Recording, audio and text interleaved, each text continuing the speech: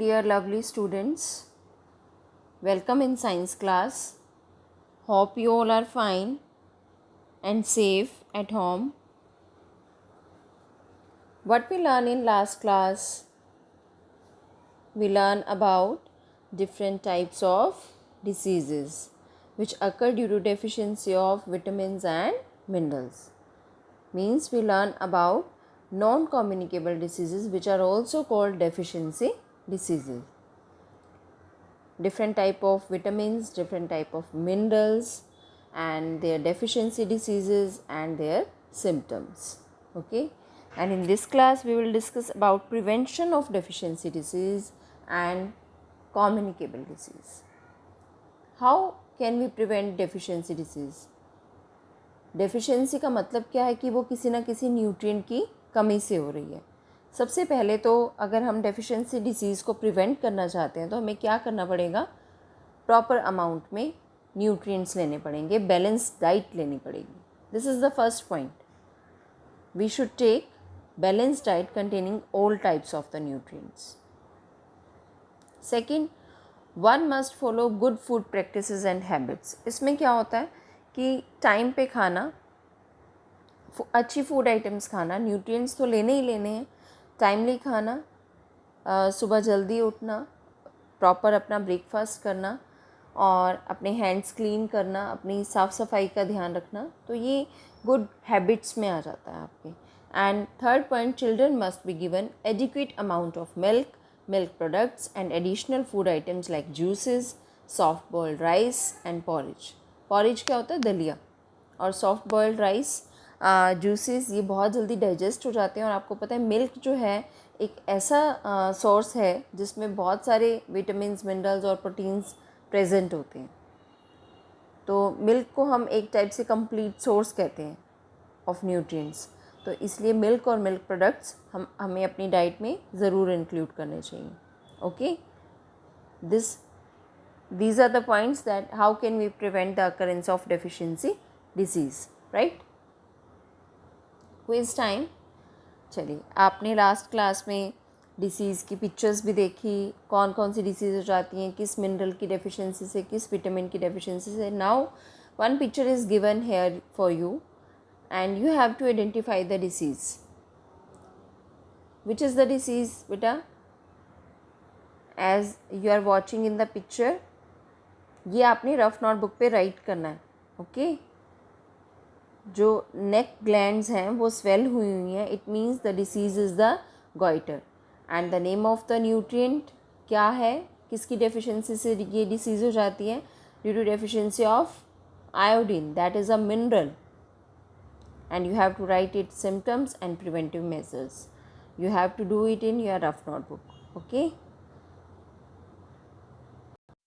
so that was all about non-communicable disease and deficiency disease.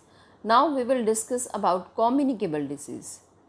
Communicable disease, जैसे हमने example discuss किया था Covid का, कोरोना डिसीज़, जो कम्युनिकेशन से, कांटेक्ट में आने से स्प्रेड हो जाती हैं. ऐसी डिसीज़ जो एक पर्सन से दूसरे पर्सन में बहुत जल्दी ट्रांसफ़र हो जाती हैं और कांटेक्ट में आने से, टच करने से, उनके जो क्लॉथ्स हैं उनको टच करने से, उनके यूज़ किए हुए मटेरियल्स यूज़ करने से कैसे भी वो ट्रांसफ़र हो सकती हैं. The disease which generally get transmitted from one person to another are called communicable disease. और ये कैसे ट्रांसफ़र हो सकती हैं? जर्म से, बैक्टीरिया से, वायरस से, फंगस से. The germs enter the body of a person through the nose or mouth or through the food and water taken by him. कुछ भी आप ले रहे हैं, कैसे जर्म्स को एंट्री कैसे मिलती है हमारी बॉडी में? या तो आप पानी पी रहे हैं, फूड खा रहे हैं, ठीक है, नोज़ माउथ से एंटर करते हैं ये, जो फूड इन्फेक्टेड या वाटर इन्फेक्टेड आप लेते हैं उससे. ठीक है, जर्म्स कैसे एंटर करते हैं? आपने कोई कंटेमिनेटेड फूड खा लिया, ऐसा फूड खा लिया जिस पे कहीं मक्खियाँ बैठ रही हैं, हाउस फ्लाइज हैं, कुछ मच्छर हैं, ऐसा फूड, अनकवर्ड फूड जिसको हम कहते हैं. अब जैसे रेनी सीज़न है, इसमें आपने कुछ ऐसा फूड खा लिया जो आपकी हेल्थ को अफेक्ट कर रहा है, जिससे कम्युनिकेबल डिसीज़ बहुत जल्दी स्प्रेड होती हैं. हमें टेस्टी तो बहुत लगता है, जो हॉकर्स वाला ये जो फूड होता है अच्छा बहुत लगता है, माउथ वाटरिंग है, जंक फूड भी हैं, अच्छे बहुत लगते हैं, but these are not healthy for you. Communicable disease spread from one person to another. एक को सपोज कोल्ड है, कफ है, उसके जो जर्म्स हैं वो एनवायरनमेंट में एयर के साथ मिक्स कर रहे हैं, दूसरा पर्सन वहीं है तो उसके अंदर बहुत जल्दी एयर की हेल्प से ट्रांसफ़र हो जाते हैं। कौन कौन सी डिसीज़ हैं जो कम्युनिकेबल है? Measles, typhoid, cholera, malaria, common cold, tuberculosis, sore throat, pneumonia and chicken pox. These are the communicable diseases. Germs, these are spreading through germs. आप खेलने गए, आप वैन में हैं, आप कहीं ग्रुप में बैठे हैं, एक पर्सन को है तो आप में भी वो डिसीज़ ट्रांसफ़र हो सकती है। Yes, you may get tired, you may get sick. Measles called pneumonia, so these are the disease जिसमें स्नीजिंग, जैसे देखो ये स्नीजिंग होते ही जर्म्स कहाँ चले गए? एयर। ये जो डिसीज़ है मीज़ल्स, कॉल्ड और न्यूमोनिया, ये ज़्यादातर एयर से ट्रांसफ़र होती हैं।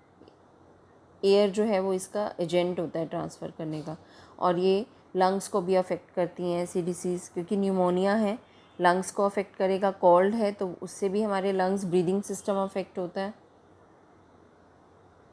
स्पिटिंग से, कफिंग से जर्म्स जो हैं वो ट्रांसफ़र होते हैं। Disease like typhoid and cholera spread through contaminated food and water.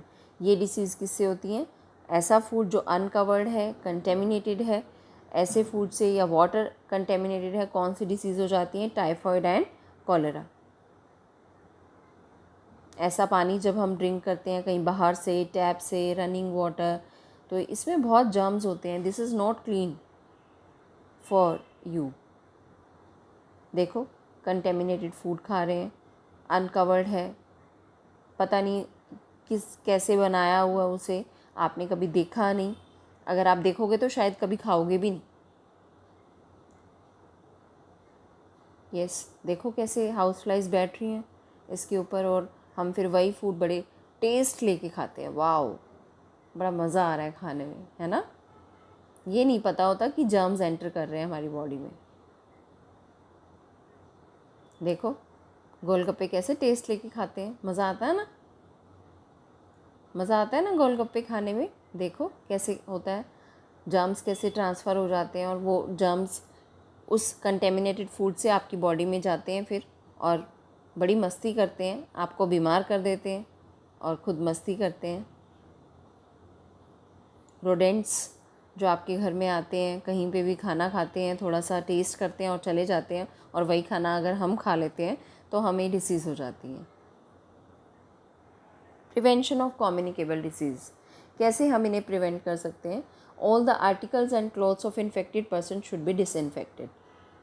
पहले उन्हें डेटॉल से और किसी डिसइंफेक्टेंट से वॉश करना चाहिए क्लॉथ्स को और आर्टिकल्स को, जैसे हम सैनिटाइज़ करते हैं, स्प्रे करते हैं, ताकि इन्फेक्शन ना हो, कोरोना का जो इन्फेक्शन स्प्रेड ना हो।